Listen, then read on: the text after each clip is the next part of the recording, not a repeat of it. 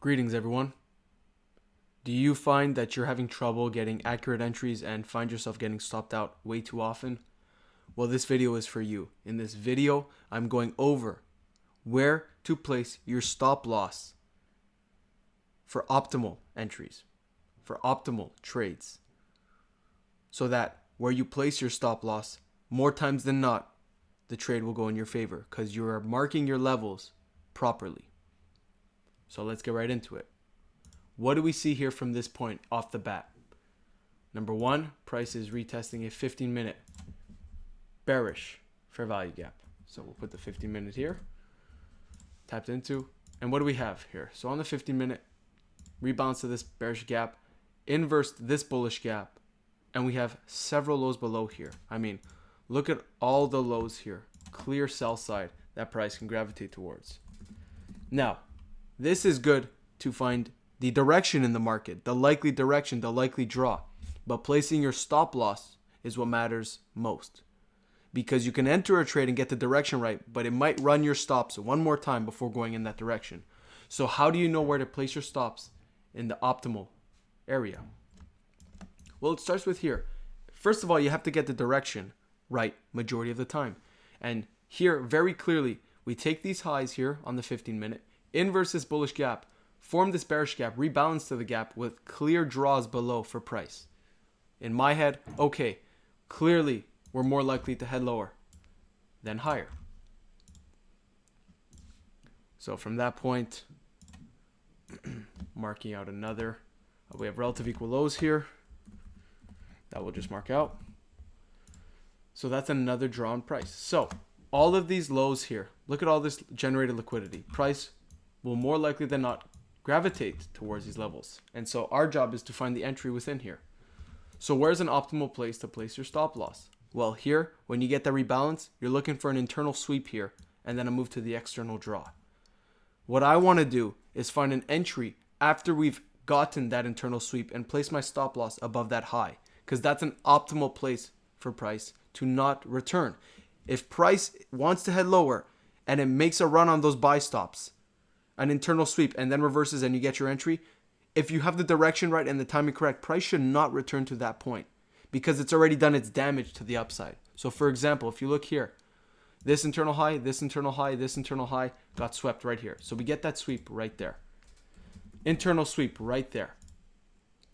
We don't have any confirmations to go short yet in terms of entries, but if price were to run here this high once more, that'd be another internal sweep. But we get the internal sweep right here.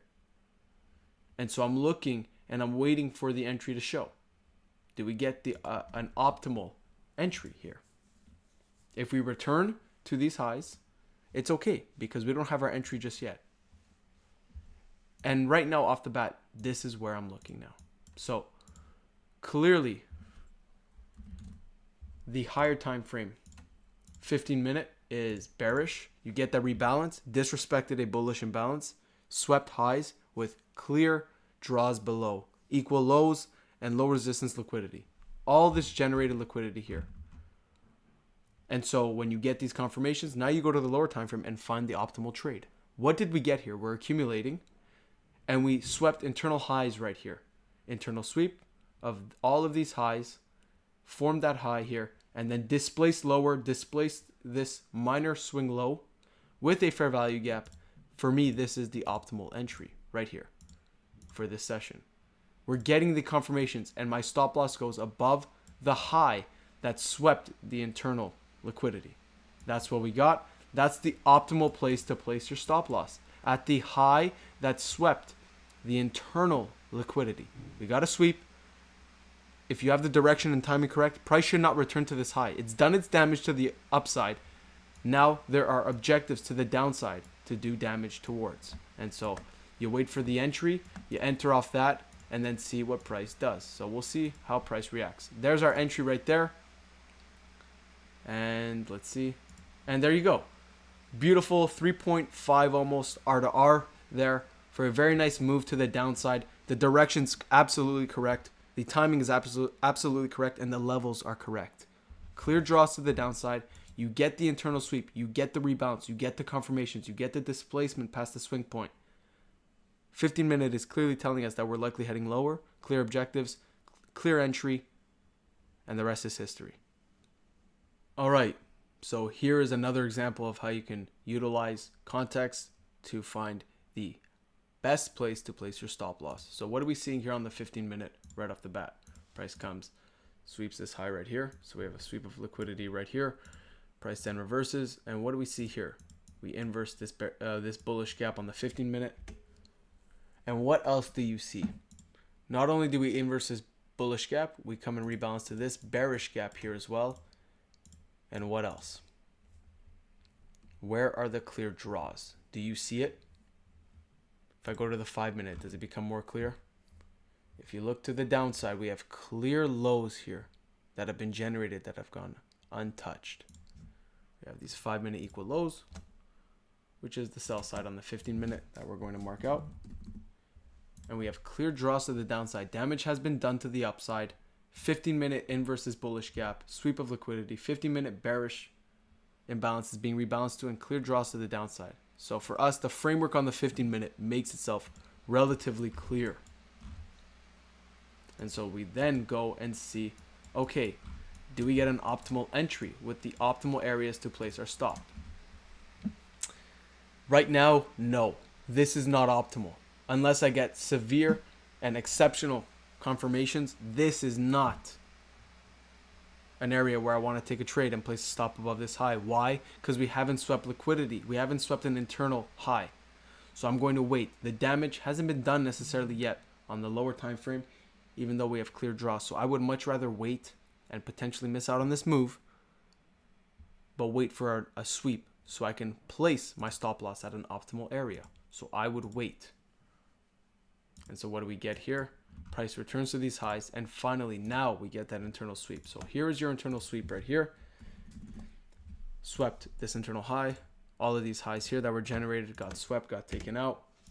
And now we have the basis for our trade. The 15-minute framework is clearly bearish. Sweep of liquidity, bullish imbalance inversed. Retest that bullish imbalance that has become an IFVG. Rebalance of that bearish imbalance simultaneously, and clear draws on liquidity to the downside for this AM session. So clearly we have the framework here. Now it's about the timing and the levels. And so where do you place your levels? Well, placing your stop here would not be an optimal point if you took a trade. Why? Because we don't have the basis for this stop loss being here, because price hasn't done damage here.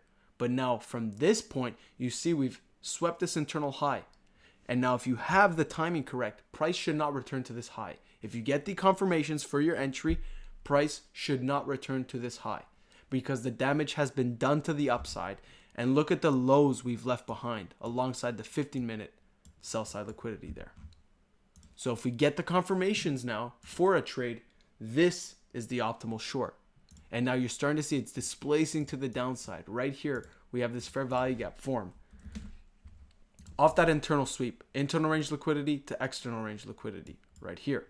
And so you get that reversal, price displaces past this minor swing low, forms that fair value gap, and we have clear lows below. Now you're getting those confirmations. So this is what makes it valid. Now you would enter off the fair value gap, place your stop above that high, and target that external range liquidity for an almost 3-to-1 R. Now why is the stop loss to be placed here? Like I said, the damage has been done to the upside. We've taken out liquidity. We've swept these highs. And we get the confirmations upon this reversal, that displacement, the break of structure, the change in the state of delivery, the fair value gap. That's our entry. Not only that, you paired the 50-minute with it. The confirmations are that we will likely head to the lower sell side liquidity levels. We will head to the downside. So when you get those confirmations, now this is where you will enter on the retest of this gap. You get those confirmations and the stop loss goes above this high. Because if you have the timing correct, price should not return to the high here because the damage has been done. We're more likely going to head towards these lows. And so that's the optimal place to place your stop loss. You enter on the retest of this fair value gap right here, and you target all of these lows below, the generated liquidity that has been left behind. And so we see right now, and price comes, and we do take out that sell side right here. For an almost 3-to-1 R, clearly the direction is correct. Doesn't matter how price delivers. If you have the direction and timing correct, price will head to the draws on liquidity. That's what we're getting here. Off the retest of this gap, stop above the high because the damage has been done to the upside. Clear targets below.